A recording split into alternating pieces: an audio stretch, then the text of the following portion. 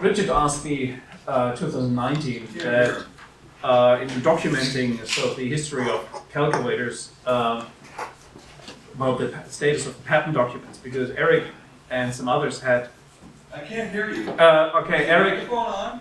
Go. Yep. Yes, it is. It is. That's better. Okay. So Eric Smith already assembled a list of patent documents and some others, and this was a good starting point.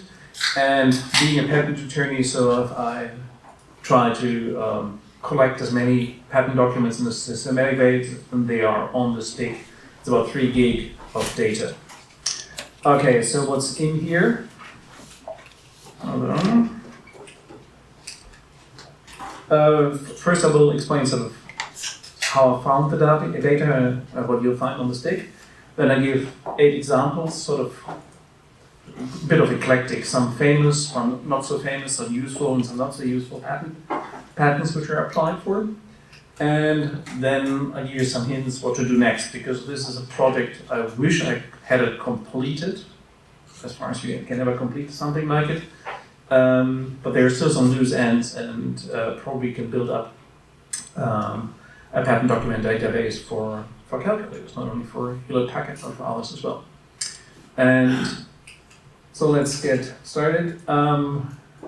So the Eric Smith collection formed the basis for that. This was mostly HP calculator patent documents. And there are various databases where you can sort of systematically download patent documents. And I used the International Patent Classification to do it systematically. The International Patent Classification is something interesting. Just I don't want to go into details.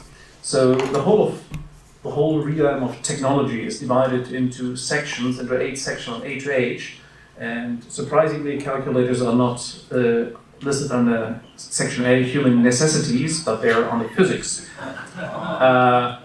Medical devices are under human necessities and it's I like F, mechanical engineering, lighting, heating, weapons of blasting.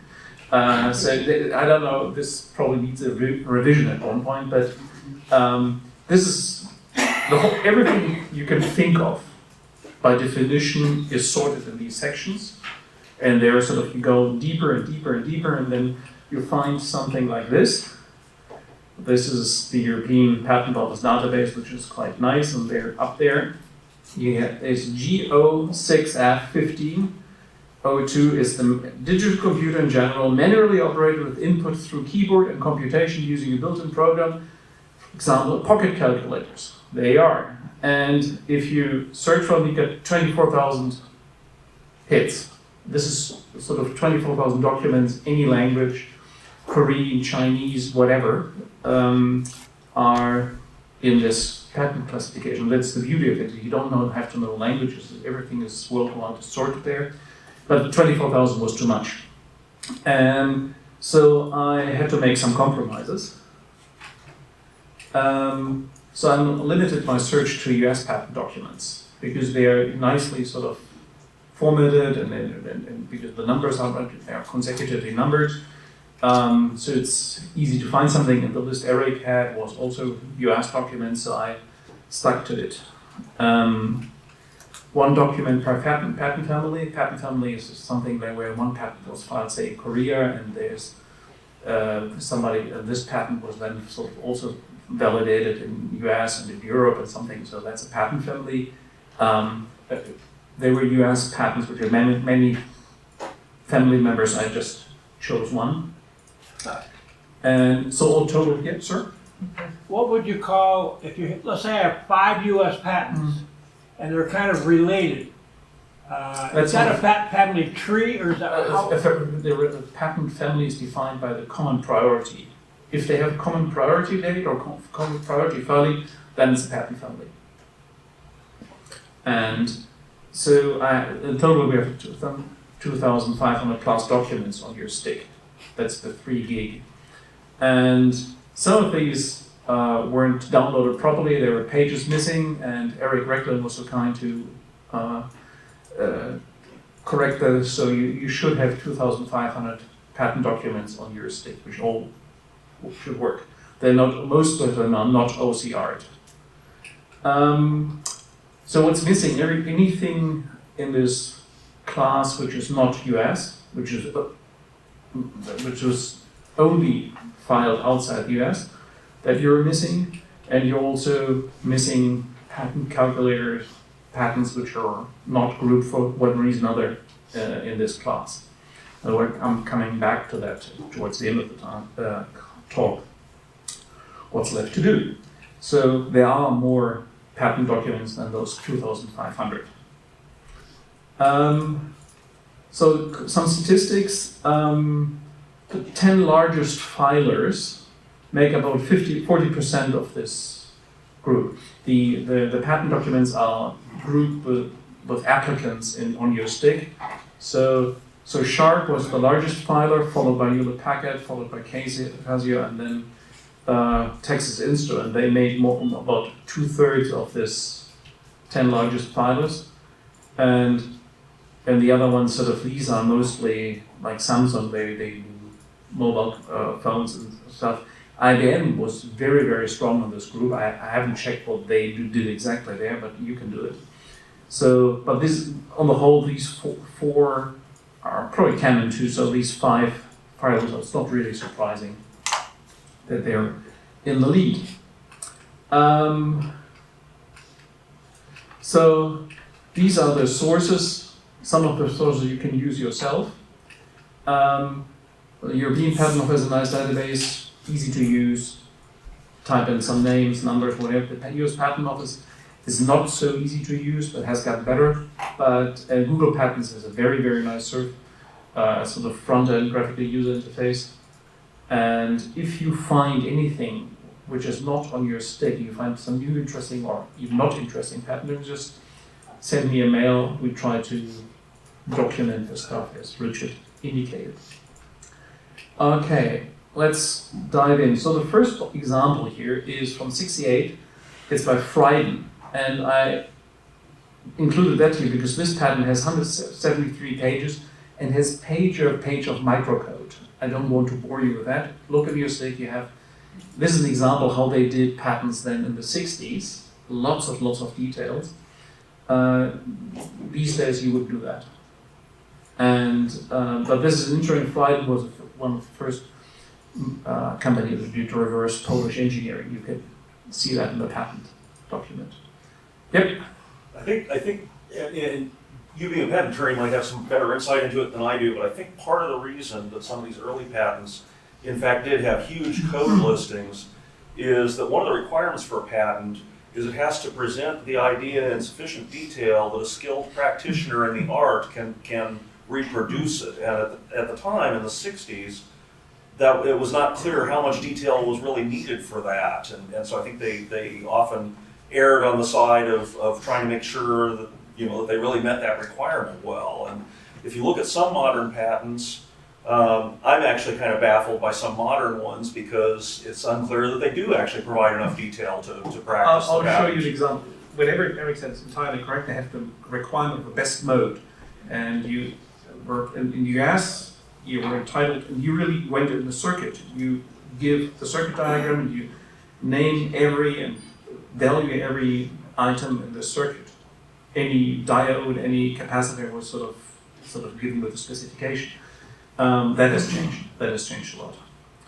Because juries these days wouldn't be able to, if you want to litigate that patent, just imagine a jury going through this document and say, so these days, especially US patents, are written always with litigation in mind. So, but then, different point. So this is another one, moving up a few years. This is Bernie Mush doing a keyboard actuating mechanism. So if you ever wanted to know how this particular idea worked, how of an HP, how you press a button, how it works, you can look that up. That was Bernie Mush? Yeah, that's Bernie Mush and Don Lobdell. Yeah. So this He's is no longer with us, by the way. Bernie Bush was a I think he was instrumental in '67 and Yeah. all kinds of machines. Yeah, and He was the HP calculator lab manager. So I just sort of thought it was nice to bring this in. So, and we all have been complaining about bad keyboards, and this is the way help was done in the good days. Now this is this is 74 patent by Mr. Jack Kilby, who TI, and he got a Nobel Prize, not for his work for TI, but on his work in semiconductors. But he had an inventor for one of the first handy pocket I would call this pocket calculator. It is but interesting, has a printer here. The paper comes out here, and it's an interesting patent just to see what was done. People were kicking around ideas, and somebody like Jack Kilby got involved all that. Here is one by Robert Taggart from Hewlett Packard, miniaturized magnetic card reader. So if you really want to know how the card is just sort of slid about the reading head, and you see all these numbers here, and you get more details in the patent document, you can read it out. Yep. So what these patents are primarily electronic calculators? You're not talking about mechanical calculators, right? This is all pocket calculators. That was the international patent classification, and that was grouped here. The US Patent Office has a special, their own sort of classification, but they also give the international patent classification, and this was filed in this G06F1502. So 75, the heydays when you did magnetic card readers. So these are all useful patents. Now I'm getting sort of a bit of a tangent here. In 76, people thought about different things. So this extremely useful thing, you have a light shield support device. You have a light shield which also could use as a support. Great idea. So you find really important stuff like Kilby stuff or Bernie Bush stuff, but you also find something like this. So patent. Not every patent is a big history, and there's a nice book out there, Patent Which Didn't Change the World, so I can recommend that. So Mr. Martin Hersey said I came up with this idea. And then you have a telephone calculator from 76. Before you check your iPhone, somebody made the invention of an iPhone app, it's this.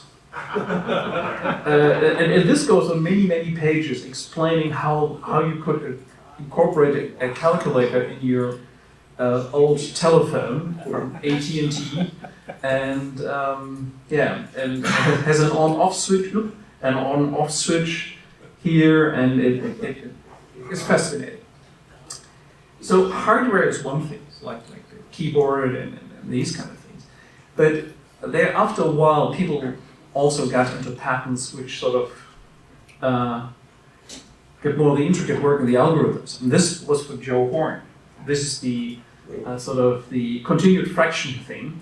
Most precise fraction display method. The display of fractions and the handling of fractions on calculator has been debated many times, and Joe, I think, has made a lot of contribution there.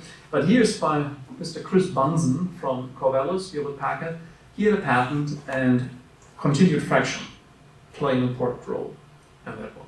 So you have hardware, but all your collection you have on your stick, you have a lot of software. And then I come to something which is fairly new, 2013, Stephen Wolfram from Wolfram, the inventor of Mathematica. He came up with this patent, which is the basic patent to Wolfram Alpha. I don't know if you know Wolfram Alpha.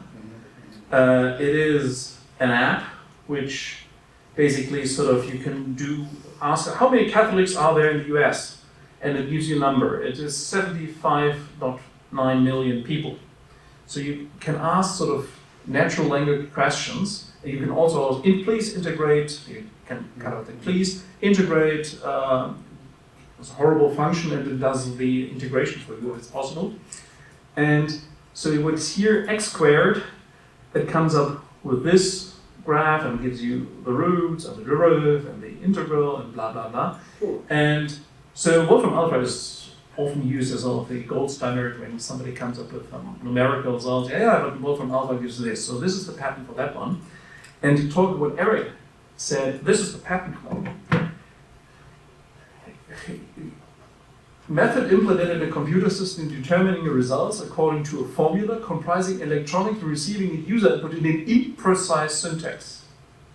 You would never get this past a European patent examiner, that's for sure, but Stephen Wolfram got this approved, and this is a valid patent. And so imprecise syntax expresses natural language in terms, like how many Catholics are there in the US? And that's all covered by this patent. And then sort of a lot of hand-waving language here. So this is the state where you can claim this. And for 20 years now, sort of Stephen Wolfram and his company have basically this. To be honest, they were the first one, and they were so much work in this. So I think they also are entitled to that because they made really an invention. But you would probably not gain much insight how the internal workings of Wolfram Alpha work. That's the bad thing. So in the old days, they would have probably put it in here. But you can check out for yourself. It's all a mistake. Good. So this is what's out there on the stick. What I downloaded with the help of, thanks to a colleague of mine, Elke Wolf. I want to mention her because she was very helpful in downloading all this stuff.